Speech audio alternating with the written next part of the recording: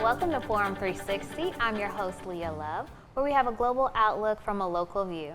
Today, I am very excited to talk about an important topic. I don't think we talk about it and highlight this area a lot because it can be difficult for a lot of people. So today, we are going to talk about planning for the unexpected. We have with us Mr. March Ferguson. Thank you for joining us. Thank you. He is the funeral director for Rhoden Memorial Funeral Home. And we are going to hear a little bit about how to plan for the unexpected and be prepared for the unexpected. So, if you could tell us a little bit about yourself, I bet a lot of people ask you, how did you get into this field? Well, of course, my name is March. Married, 2 grown children, and a grandson who's dabbling in the business now. And we have him over there passing programs out. So he's learning at a very early age how to be courteous and kind, which is very important in this industry. I came into the business around the age of 24 with the interest in driving the cars. That was it. Didn't have nothing to do with the bodies or working funerals. I just wanted to drive the limousines. And then from there, it just evolved about, learning how the business operated and how it worked. And then I got interested in back there with the bodies. And, the director at the time, Rhoden, took that time to teach me and learn, show me how to do those things. And then I inquired about the school, and I said, I'm gonna go ahead and do this. And 36 years later, here I am. 36 years, wow. Okay, so talking about preparing for the unexpected, when someone is beginning that process, what would you tell them to start thinking about with that? Well, I would have them sit down and just talk with their family. Most of the time, that conversation comes up when they've been to a funeral, and then they start thinking about it themselves. Maybe I should plan my own. And then you get together with your family and discuss what type of services that you want. If you want a regular funeral, a service cremation, a direct burial. So that really brings the topic up, when you sit down thinking about your own. Now, I know for me, I had been to funerals, but I never sat down and talked with my dad about funeral planning. And even when we knew that he was gonna be transitioning, we just didn't have that conversation because it was kind of hard. So what would you suggest for people who are trying to begin that conversation with someone who is like, I don't want to talk about it, I don't want to deal with it, but we know we need to plan and get ready for that? And it really depends on the family, how that conversation could come up. So, because oftentimes it could come up in a comical way. And when you hear people say, well, just put me in the ground, just bury me in the backyard. So that really kind of opens up the discussion. Well, what if you decide you want to have a funeral? Then that's when you letting your family know what type of services you may want. At that point, that's when you really kind of getting your desired wishes together when you open up that discussion. Well, it's going to be a burial, we can have a funeral, and then from there it just develops what type of funeral. Is it going to be at the funeral home? Is it going to be at the church? Or do you just want to have a direct burial where there's no services? Once the body, once you pass away, you just have the body buried. Or you can have what's called a service cremation, where you can have an actual service, then the cremation takes place afterwards. Or you can have a direct cremation, no services, and that's what families are going to. Oftentimes now what we're seeing, and it's developing, is not so much up in this area, it's what's called green burials, where the body, once the death has taken place, the body is put in a biodegradable casket and then put in the ground. I just talked to somebody who was telling me that that's what they wanted. Yeah. I didn't think that was an actual thing, but okay, so those are... So, it's not so popular here, but in the southern part of Ohio, it's real popular there. Okay. Yeah. Does the northern part have a certain type that they still generally stick towards? Well, up in the northern part of Ohio, we're still going back and forth with traditional burials. and a lot more service cremations. Okay. When I was in school a long time ago, they were saying then that cremations were going to supersede earth burials, which we, over the years, within the probably last 10 years or so, we've seen more cremations than burials. Okay. But that's just a trend that's been going on now. Okay. Now, when someone is selecting a funeral home, what are some of the things that they should be looking for or ask when they go to meet a funeral director? I would say get to know that funeral home. Get to know that director. You want to go someplace where you're going to feel comfortable at. And if you go somewhere and you're feeling uneasy, unsure, those are the times you ask that question. Or if your heart and your mind is telling you this is not the place for me, then you have other options that you can go to. But I would recommend to get to know that funeral home, get to know that director, get to know the staff personnel, someplace where you're going to go feel comfortable. Okay. And then are there any questions that they should have lined up before they go? I would say, how long have you been in the business? Have you done any family members? Have you done any of my family members? Just get to know that whole funeral home in general. Okay. Listen to the results and the comments that's made outside the community. Have this funeral home served this family before? Talk with that family and see, how they felt, how the services went. Okay, so let me ask you this. Let's say it's not the greatest funeral home. What would be some keywords or things that you would be looking for when you go in or listening for, and you're like, oh, this may not be? I would personally say the personality and the attitude of the funeral staff. The staff, okay. If I'm going in someplace and even with the secretary, if I'm greeted in an unwelcoming way, that would be my first signal. Okay, maybe this might not be the spot. Or that director is just being real impatient or uncaring or unconcerned. That would really throw a red flag up with me, because at that point, that family needs all that attention and that direction and guidance. But you have to do it in a manner where it's natural. And you got to really feel for that family, because everybody that comes through there, their situation is different. Their death is different. And then that director needs to meet the need of that family. Why do you think it's important for people to pre-plan? I think it's important, for one, you kind of get your desired wishes known to your family and friends the way you want it. And then also, you also lock in the costs too. When you do that pre-arrangement, and then you set those costs up, currently that's what it would be when it's time for it to be used. What are some of the costs that are associated with it? You have the cost of the funeral home itself, casket, all the sundry items, the cemetery, flowers, programs, police escorts, crematory charges, things of that nature. On average, what would you say most funerals would cost for each type? I would say here in this area, you're probably looking around $11,000 for a burial, depending on the cemetery. Okay. As far as a service cremation, if you're having an actual service in the cremation, there's so many variables with that. You may be safe to say at least around $6,000. Okay. There's ways you can, streamline those costs. It just depends on the family's wishes and desires. Okay. But I would say average what about on the average. Green?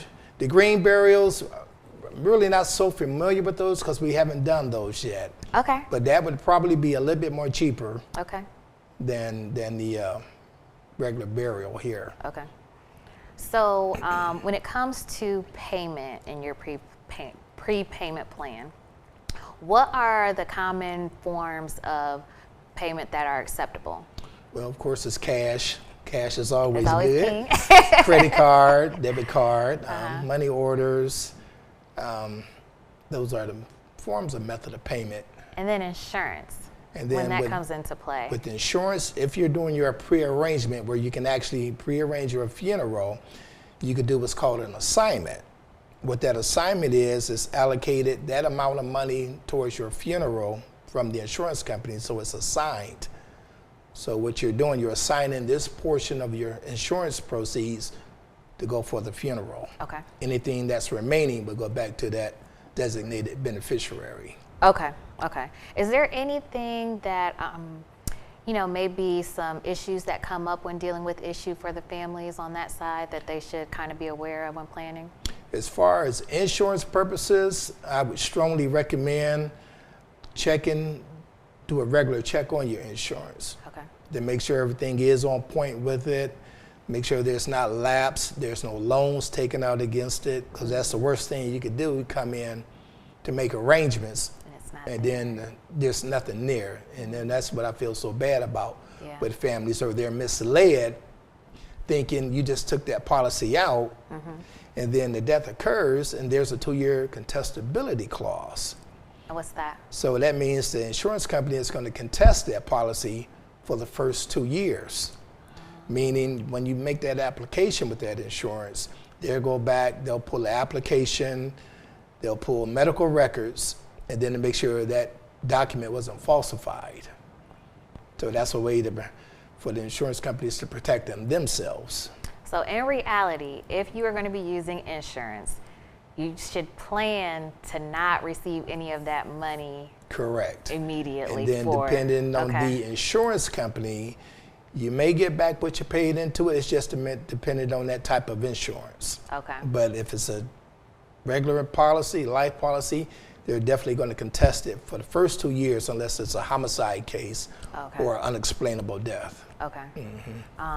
That's good to know. Insurance is always so tricky. It is. You pay into it, and you expect to be able to use it when you need it. Right. And I would strongly recommend call your insurance agent. Do a yearly or every 6 months interval process just to do a check on your policy. They make sure it is in good standing. Okay. If you are just tuning in, we are talking to March Ferguson about planning for the unexpected when you are pre-planning your funeral arrangements. Okay, so about the different, I asked a couple of my friends what were their top questions about payment and pre-planning. So one was, what if I move out of state and I've prepaid for everything? How does that transfer and work for me? Okay, so if you did your pre-arrangements here in Ohio, and then you decide to move to like Georgia, California, that pre-arrangement can follow you. Okay. So you would just connect with the local funeral home there, and let them know that you've moved there, and then that funeral home where you originated it at, it would just transfer. Oh, okay, okay. So they would just have to go and find a place there that they would want to transfer that to. Correct. Okay. What if they're in the military? I know sometimes the military will cover things, but sometimes they won't, I guess. And that's a good question. Military, it's just like if you're a civilian, you can still do your pre-arrangement. But with the military, as long as you're a veteran or the spouse of a veteran or a dependent of that veteran, you're entitled to have your military, half of the expenses covered. Okay. If you're going to a military facility. Okay. So that means if the spouse or the veteran or dependent, that individual could be entitled to be buried at the local national cemetery. Okay. Which would take care of the grave, the opening and the closing of the grave, which a lot of people don't realize what that is until it's time to be used. And what is that? That's when you have to pay, you pay for the grave itself, then you have to pay for the opening and the closing of the grave, for them to open the grave and then to close the grave. To put them in it. Right. Oh. But the military takes care of that. Okay. The grave, the opening and closing, the vault, and a headstone. Okay. If you're going out to a military facility. Okay. If you're going to a public cemetery, then although you're military, you would still have to pay for that grave, the opening, the closing, and the vault, but you are entitled to a military marker. Okay. But there's a foundation fee that needs to be paid. See, all these little things they don't tell you, you know. And that's something that doesn't come up until it's time to be used. Yeah. Right, right. Because a lot of cemeteries, I know the local cemeteries here, they do have a military section. Okay. Where military personnel can be buried at, but you still got to pay for it because it's a public cemetery. Okay, okay. What about people who are on Social Security? Does that affect their payment plans as well? No, because you can still set your pre-arrangement up Now, if you're in a nursing home, now you got the issues with Medicaid and Medicare because you got to be careful with the spend down. But you can still do your prearrangements. That's you're only allowed to have so much money in that account, in your personal account, particularly if you're in a nursing home. But if you're on Social Security, you still can go ahead and prearrange it. You can prearrange it, you just can't prepay? You can prepay it. Okay. You can prepay it. With the Social Security, there's a one-time death benefit to a surviving spouse of $255. Okay. So as long as that individual is married, then it's up to Social Security to determine whatever payments may be to that Does that spouse. automatically go, or is that something they have to It goes to automatic. It goes to Social Security automatically.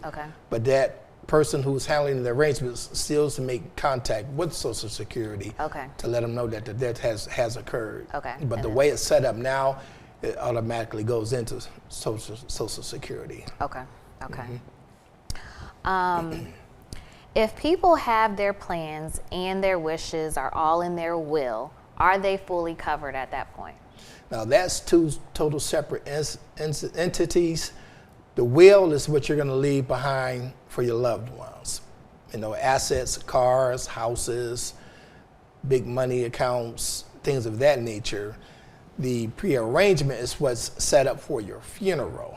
So that's two separate things. Now, if you have it in your will, and I've seen it, but we let them know we can't stop that, because if you're having a public funeral, you can't deny somebody that you don't want, that you put in your will, you don't want there. You know, we would just have to kindly and politely ask them not to attend. But that's a real touchy situation right there. So. Because I know a lot of people sometimes just assume that all of that is ready, but they may not get access to the will until after the funeral, so they may not know what those actual wants are, right? Right, so that's just completely different from the will.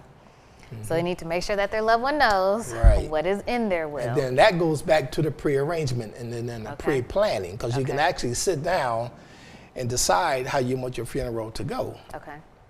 You know, personally, I have mine set up. I got a few things that nobody probably wouldn't think to have, but I have it set up the way I want it to go. And I sat down. Is there anything? Well, you know, I have 5 police escorts. Because I like the sound of the sirens. All right. And, you know, I got a few things with the within this actual service itself. My fraternity brothers are going to play a part, and then of course my family. So, and that's where you really personalizing it, and that's one of the good things about doing a pre-planning, because you can personalize it to your desired wishes. Now, how old should someone start thinking about this and thinking, okay, I need to start pre-arranging, pre-planning? There's really no age limit on it, and I think it really comes to light when they've been to a funeral, and then that's what kind of opens up that floodgate. Maybe I should start planning and thinking about my own. So there's really no age limit on that.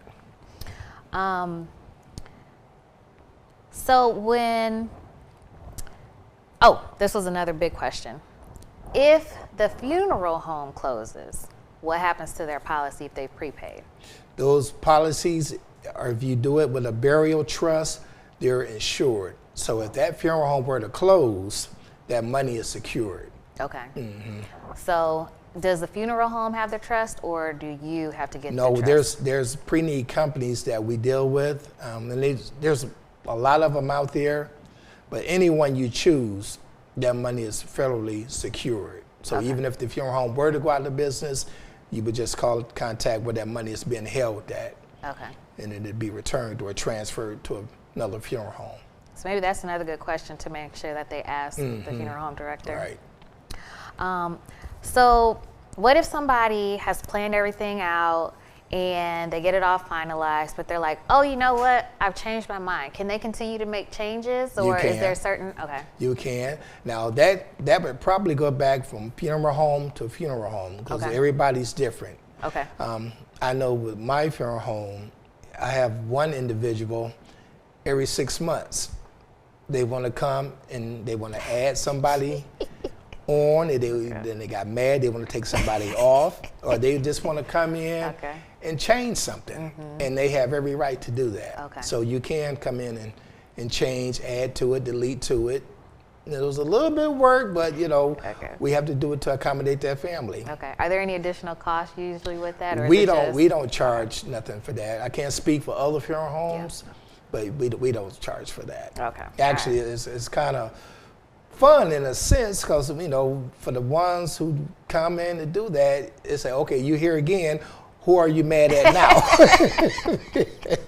And then we'll laugh and talk about it, make those necessary changes, and it'll sit there, and then that call will come again. Well, I want to do something else.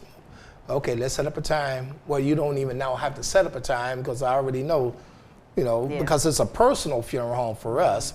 Just come on in, we'll sit down and make the changes. Do you have one that has been probably one of your most memorable, good experiences? I think the best memorable experience I can get, or the satisfaction I can get out of it, when the family won't even say a word, just come in and nod their head. He looks good, she looks good, thank you. That's the satisfaction I get out of it.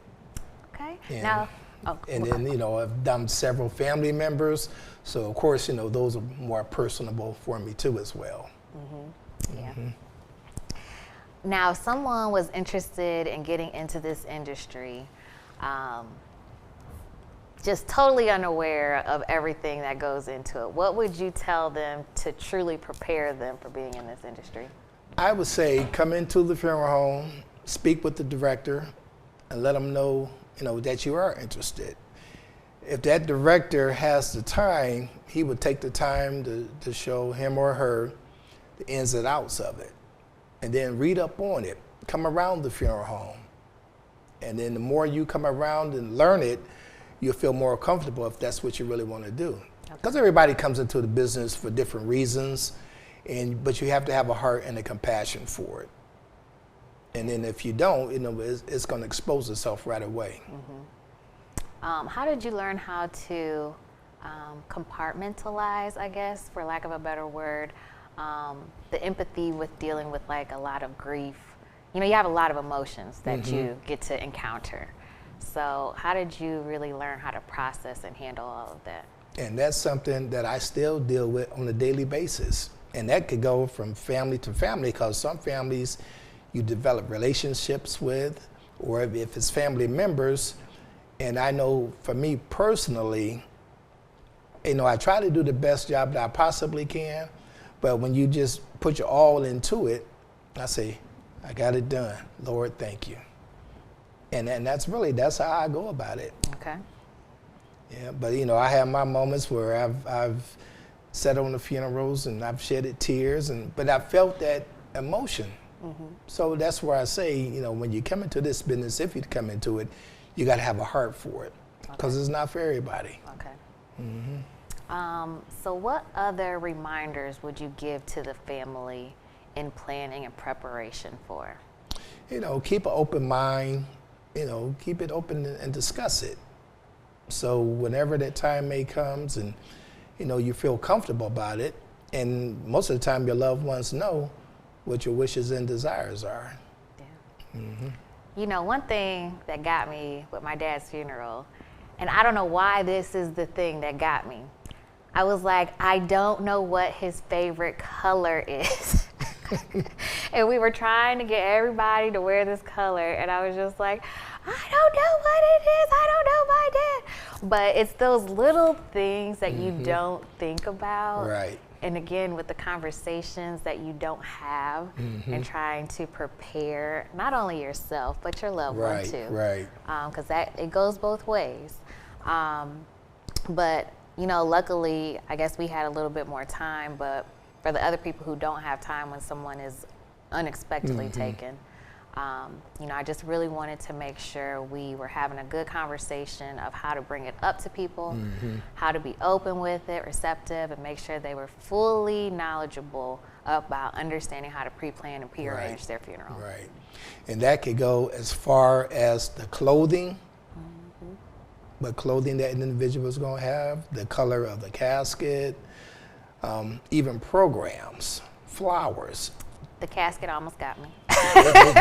those little things like that. And that means a lot. You know, if that director is in tune with the family as he or she should be, then you're helping that family along the way. And you're sitting there listening, trying to get what they want to accommodate them.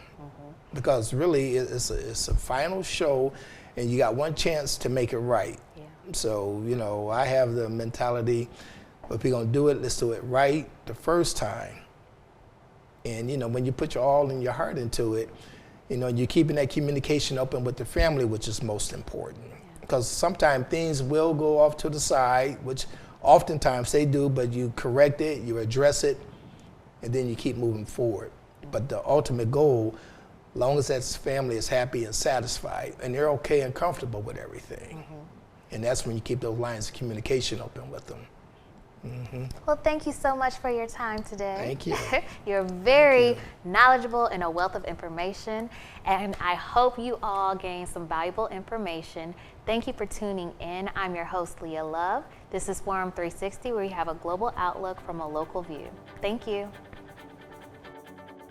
Forum 360 is brought to you by John S. and James L. Knight Foundation, the Akron Community Foundation, Hudson Community Television, the Rubber City Radio Group, Shaw Jewish Community Center of Akron, Blue Green, Electric Impulse Communications, and Forum 360 supporters.